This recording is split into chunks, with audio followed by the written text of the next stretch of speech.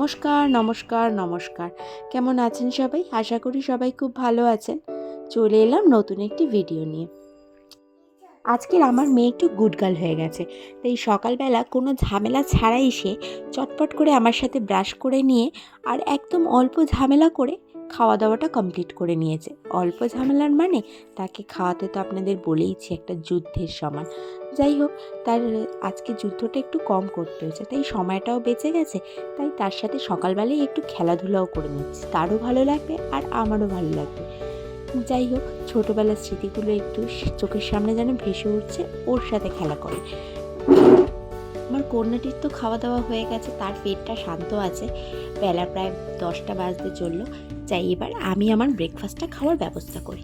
আজকের ব্রেকফাস্ট রুটি তরকারি না, আজকে একটু আলু ভেজে আমি পান্তা ভাত খাওয়া ঠিক করেছি। গরম গরম আলু ভাজার সঙ্গে ঠান্ডা ঠান্ডা পান্তা ভাতের কম্বিনেশনটা কিন্তু বেশ ভালো লাগে আমার। আর বেসিনে কিছু বাসন ছিল, আলুটা ভাজতে ভাজতে সেটা মেজে নিই। জানেন তো, আগে তবু মাঝে মধ্যে পান্তা ভাত খাওয়া হতো, কিন্তু এখন আর সেভাবে খাওয়া হয় না। ছোট্ট বেবি, পান্তা ভাত খেলে যদি ঠান্ডা লেগে যায় সেই ভেবে আর তেমন একটা খাওয়া হয় না। ছোটোবেলায় মা না ছাদের মধ্যে এই শীতের সময় পান্তা ভাত মেখে নিয়ে বসতো, আর আমরাও বেশ রোদ পোয়াতে পোয়াতে পান্তা ভাত খেতাম। সে যেন একটা আলাদা রকম আনন্দ। মানে মা, ভাই, আমি আর আমাদের বাড়িতে বেশ কিছু ভাড়াটে ছিল, তো তারা সবাই মিলে একসঙ্গে সেই পান্তা ভাত পিকনিকের মতো একটা দিন হতো। মানে সেটা যেন খুব ভালো লাগতো। জানেন তো, এখন যখন বড় হয়ে যাওয়ার পরে সেই দিনগুলো আসে, সবার সঙ্গে তো সেইভাবে আর খাওয়া হয় না, একা একা বসেই খাই আর সেই দিনগুলো চিন্তা ভাবনা করি। এই যে আমার পান্তা ভাত রেডি হয়ে গেছে, আর ওইদিকে আজকে চিকেনের প্রিপারেশন করব বলে আমি একটুখানি ধনে আর জিরেকে গরম জলে ভিজিয়ে রেখেছি। আর মেয়েটাকে দিয়ে দিয়েছি একটু ফল কেটে। ফলের মধ্যে ওই দিয়েছি একটু আপেল কুচো করে আর একটু কলা কুচো করে। ওকে তো জানেনই আপনারা, ওর খাওয়া দাওয়া হচ্ছে একটা যুদ্ধের সমান, তাই ওকে এন্টারটেনমেন্টের জন্য একটু ফগ দিয়েছি। ওরে বাবা, তার আবার ফগ দিয়ে আমি খাইয়ে দিলে হবে না, সে নিজের হাতেই খাবে। যাই হোক, যা পারে করুক, খাবারটা পেটে গেলেই হবে। ও খেতে থাকুক, আমি ততক্ষণে রান্নাটা করে ফেলি। এখানে আমি আজকে পেঁপে আর আলু দিয়ে চিকেনের ঝোলটা বানাবো, তার জন্য আমি প্রিপারেশনটা রেডি করে ফেলি। একটা মিক্সিং জারের মধ্যে আদা, রসুন, লঙ্কা আর তার মধ্যে ওই যে জিরে আর ধনেটা ভিজিয়ে রেখেছিলাম, আর অল্প একটুখানি আপনার গোলমরিচের গুঁড়ো দিয়ে দিলাম, দিয়ে তাকে মিক্সিং জারে পেস্ট করে নিলাম। এরপর চিকেনটাকে ভালো করে ধুয়ে তার মধ্যে পেঁয়াজ আর টমেটোটাকে ভালো করে হাত দিয়ে স্ম্যাশ করে আর টক দই দিয়ে ভালো করে মেখে নিচ্ছি, আর সঙ্গে দিয়ে দেবো সেই পেস্ট করা বাটা মশলাগুলো। এটা দিয়ে ভালো করে ম্যারিনেট করে আমি রেখে দেবো বেশ খানিকক্ষণ, মোটামুটি ধরুন আধ ঘন্টা। ও নুন আর হলুদটা কিন্তু দিতে ভুলিনি, দিয়েছি কিন্তু আপনাদেরকে বলতে ভুলে গেছিলাম। দিয়ে এটাকে আমি সাইড করে রেখে দেবো।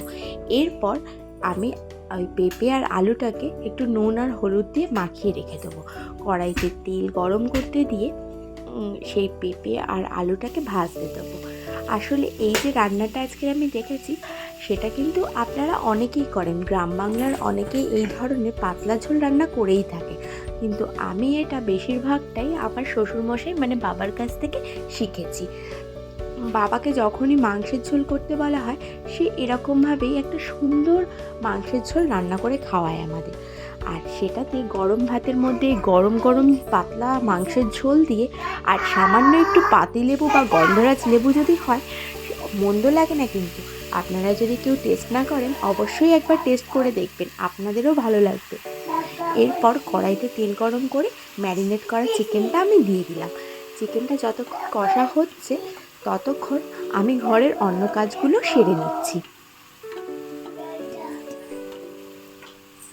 ঘরের কাজ প্রায় অনেকটাই গোছানো গাছানো হয়ে গেছে। এবারে চিকেনটাকে একটু নেড়ে চেড়ে দিয়ে